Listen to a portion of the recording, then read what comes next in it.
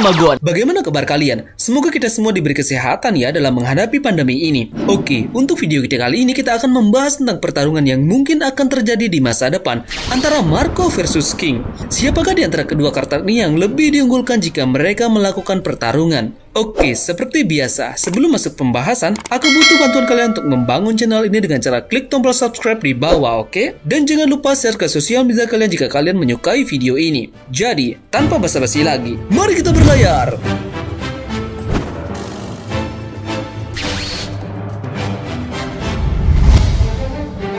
Pada chapter 981, kita dikejutkan dengan datangnya Marco ke Wano Kuni. Marco tidak sendirian datang ke sana, dia bersama Nekomamushi dan Izo. Marco datang ke Wano jelas-jelas bertujuan untuk membantu Luffy dalam upaya untuk menjatuhkan Kaido dan Big Mom. Marco juga tahu bahwa kedua Genko ini beraliansi satu sama lain, maka dari itu dia mengasumsikan bahwa Luffy dalam bahaya untuk menjatuhkan mereka berdua. Nekomamushi yang pada saat itu mencari Marco ingin merujuk Marco untuk ikut membantu dalam pertarungan besar di Onigashima nanti. Kali ini memang Marco sangat dibutuhkan perannya dalam perang ini karena yang kita tahu adalah Luffy akan segera melakukan perang besar di Onigashima. Datangnya Marco ini akan menambah daya serang yang dimiliki oleh aliansi Luffy karena kita tahu sendiri Marco adalah komandan terkuat dari mantan Yonko Shirohige. Dan kemungkinan besar Marco dalam perang ini juga akan menjadi korban dan pertaruhan besar dalam menumbangkan kedua Yonko ini. Yang mungkin saja akan terjadi adalah Marco akan tewas dalam perang ini dan akan mengikuti jejak dari kedua rekan terbaiknya yaitu Shirohige dan Porgat the Ace. Untuk prediksi siapa saja yang mungkin akan berpotensi menjadi korban saat perang di Wano, sudah aku buatkan videonya ya. Bisa kalian cek link di pojok kanan atas video ini. Atau kalian bisa kunjungi deskripsi video ini, oke?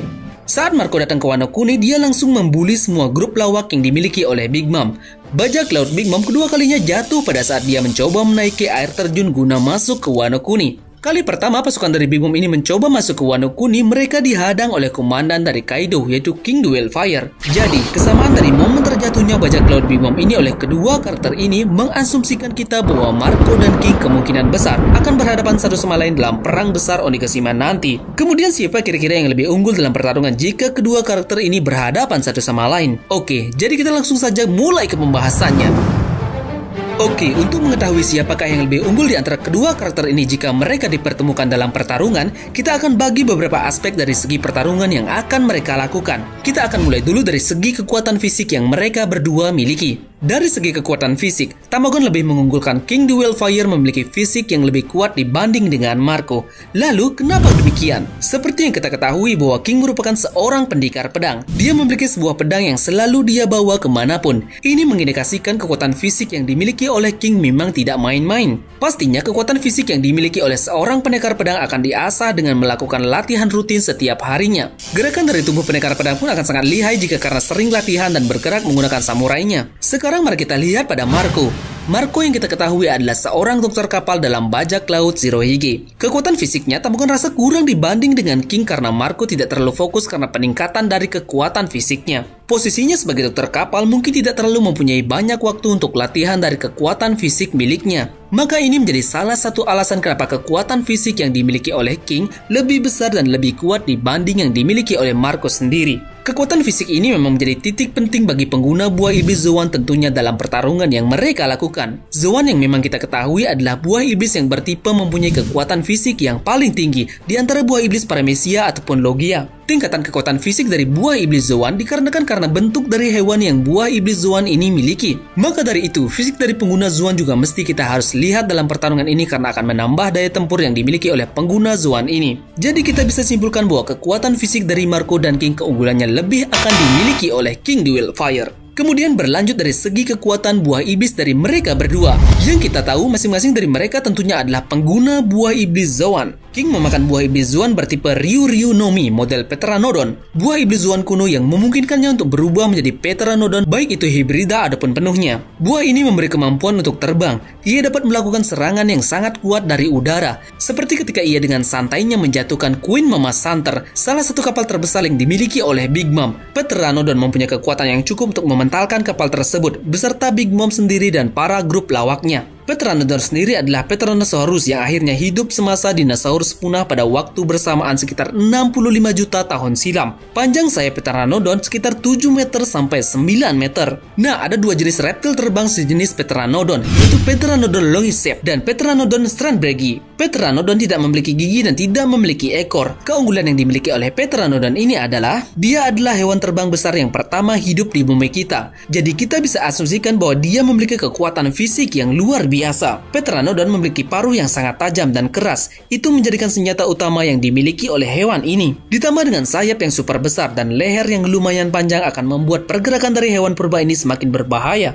Namun ada yang unik dari King ini. King mempunyai julukan yaitu The Wildfire, artinya api membara yang sangat liar. Sesuai dengan julukannya, King mampu memproduksi api seperti yang ia perlihatkan saat dia berubah bentuk sempurna dari Pteranodon. Terlihat saat dia berubah ke zoan sempurnanya, tubuh dari reptil ini dikelilingi oleh api merah yang membara. Padahal yang kita tahu bahwa hewan purba ini sama sekali tidak ada hubungannya dengan yang namanya api. Tamagon rasa kekuatannya ini berasal dari pedang yang dia miliki. Pedangnya ini mampu menciptakan atau membuat api dengan skala yang cukup besar hingga bisa mengelilingi bagian tubuh dari King. Ada satu clue yang bagus bahwa api King ini memang tercipta dari pedangnya tersebut. Pada saat flashback penyerangan pada 20 tahun yang lalu di negara Wano, King sempat menggunakan pedang tersebut untuk menyerang Raizo. Dan yang terjadi bahwa pedang King lah yang menciptakan dan membuat api yang memiliki zoan sempurnanya tersebut. Di bentuk manusianya pun King terlihat berapi-api di belakang dari kepalanya. Nah, api ini juga bisa menjadi tambahan kekuatan yang dimiliki King dalam bentuk zoan sempurnanya. Jadi, bisa kita bayangkan paruh yang dimiliki Pteranodon yang sangat kuat dan keras itu diselimuti haki dan ditambah dengan api yang membara. Oke, sekarang kita lanjut ke Marco. Marco memiliki kekuatan buah iblis Tori-Tori-Nomi model Phoenix. Ini adalah tipe Mythical Zoan. Buah iblis ini digadang-gadang lebih langka dari Logia. Jadi hewan ini adalah hewan mitologi atau hewan legenda yang memang tidak pernah hidup di dunia kita. Nah, buah iblisnya ini memungkinkannya untuk berubah menjadi Phoenix api biru,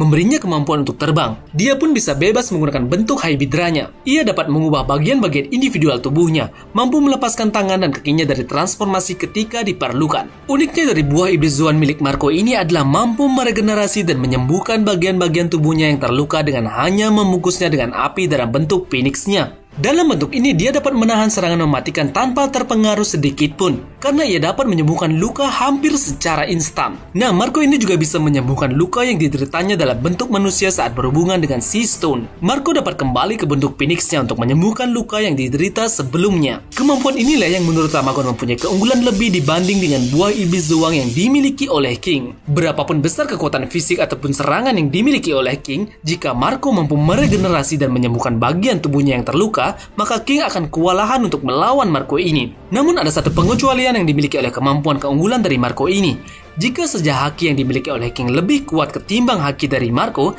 jadi kemungkinan regenerasi milik Marco akan menjadi lambat atau tidak bisa sama sekali. Karena yang kita tahu pada dasarnya, haki merupakan kekuatan yang bisa menandingi kekuatan apapun yang dimiliki oleh buah iblis tersebut jika haki yang dimiliki seseorang itu sangat kuat. Namun Marco juga punya kelemahan dalam kekuatan miliknya ini. Oda sudah menjelaskan sendiri di kolom SBS dari perbandingan antara api merah-merah Nomi yang dimiliki oleh Ace dan api Tori-Tori Nomi yang dimiliki oleh Marco. Ternyata api dari dua orang ini cukup berbeda. Api yang dimiliki oleh Ace itu bersifat membakar dan berpotensi untuk mempunyai damage yang besar. Sedangkan api yang dihasilkan dari Tori-Tori Nomi milik Marco hanya mampu memiliki kekuatan untuk beregenerasi.